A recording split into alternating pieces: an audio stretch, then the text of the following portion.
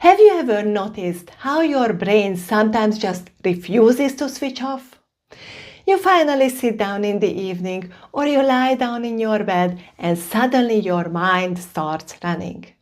You replay conversations from earlier in the day, you think about tomorrow's tasks, you start analyzing problems that might happen, and before you know it, you are wide awake again.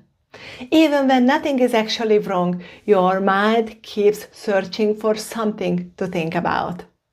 The frustrating part is that the more you try to stop your thinking and your thinking train, the more your brain seems to speed up. Hello and welcome to the Holisticated. I'm Rita Rózsás. Most people assume this is purely a thinking problem. They try to solve it with more thinking. They look for mindset techniques, for mental exercises, or ways to control their thoughts. But the brain is not just a thinking machine. Your brain is part of a much larger system, and that system includes your body and your daily lifestyle as well. Think about a typical day. Many people spend hours sitting, looking at screens, dealing with deadlines, answering messages, and processing constant avalanches of information. Their body becomes tense, their nervous system stays elevated, and stress slowly builds up throughout the day. By the time evening arrives, the system is still running at high speed, even when they lie down and expect their brain to suddenly just relax. But their whole system hasn't actually slowed down yet. Your body is still holding tension. Your nervous system is still in high alert. Stress hormones are still circulating inside your body. So the brain keeps scanning and processing. Not because something is wrong with you, but because your system hasn't switched off yet. This is a very common example of what I call fragmented living. Modern life teaches us to treat the mind separately from the rest of our system.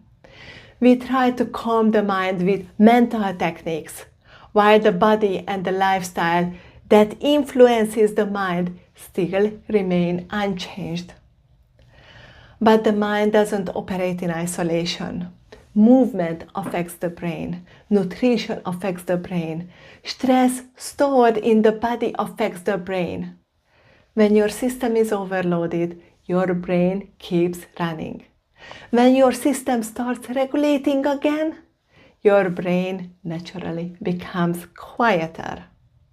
For example, when the body moves during the day, this built-up stress gets released instead of accumulating. When nutrition stabilizes your energy levels, your brain has more consistent fuel to work with. When daily pressure decreases, that your nervous system downshifts, the mind finally has the permission to slow down. So instead of forcing the brain to relax, your entire system starts to relax by itself. And when your system settles, your mind follows with relaxation. This is one of the core ideas behind holistic living. When life works much better, when there is a whole system, when your whole system works together, your body, your mind, and your nutrition constantly influencing each other. And when they are disconnected, your life feels tense and unstable.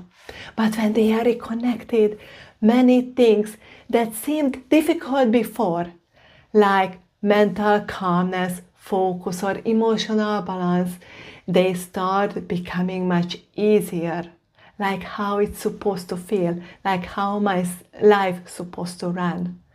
Not because you forced your brain to behave differently, but because the system finally supports it. If this perspective resonates with you and you would like to explore how to reconnect your body, your mind, and nutrition into one holistic system, join us inside the Holisticated Circle. That's where we go deep into how to move from fragmented living towards a more stable, holistic lifestyle where your system actually works with you instead of against you. You can find the link below, and I would love to see you there.